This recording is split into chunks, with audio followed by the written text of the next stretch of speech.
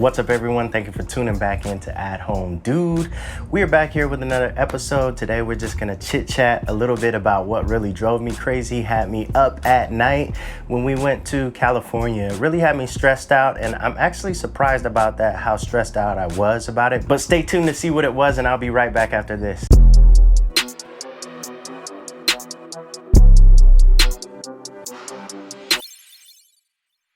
So we went to California, and I already did an episode about children and their regression. Sometimes you teach them something and they have it for a little while and then they revert back to what they were doing before, or just not having it together at all. Whatever the case is, when we went to California, Ezra, our youngest son, he started to pee in the bed, and this is actually something we never really experienced at home. So it really kind of took me by surprise, because when he goes to sleep, usually he's good. So it was really weird that it happened when we were traveling, and it didn't happen initially. It was after about 4 days staying at my mom's place. He ended up peeing in the bed like the last night that we were there, and peeing on her stuff. And then he's like going around peeing on everybody's crap, right? Because the next few days we were at, I think, 3 different houses over the next 3 nights, and he peed on everybody's stuff every single night. So I know this doesn't sound like anything too crazy, but it was driving me crazy because I really try to be a considerate person, and I felt really guilty and bad about him destroying people's stuff. So I was really trying hard to clean it, and really trying to, I was actually waking up in the middle of the night and trying to like check on him, which is just impossible anyway. If he pees, right?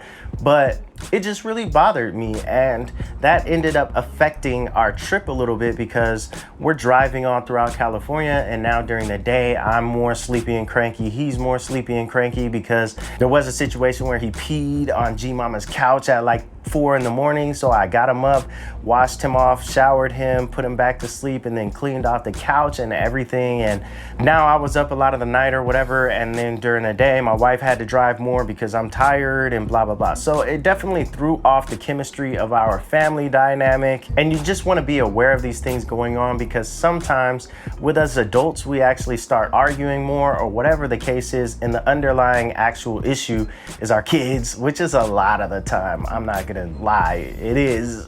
But if you can understand these situations are happening, then you can tend to them and actually be a lot more giving and understanding towards your partner or whatever family member is driving you crazy. You kind of understand more because, oh, okay, this is what we're actually going through. It's not like a personal thing where we actually got an issue. Another thing that was interesting about this is that before he did start peeing on everything, he actually did say he wanted to go home. I don't remember if that was the night before he did or what, but it was pretty close. So yeah, I don't know if that was a tip off or what, but that is my short story for today.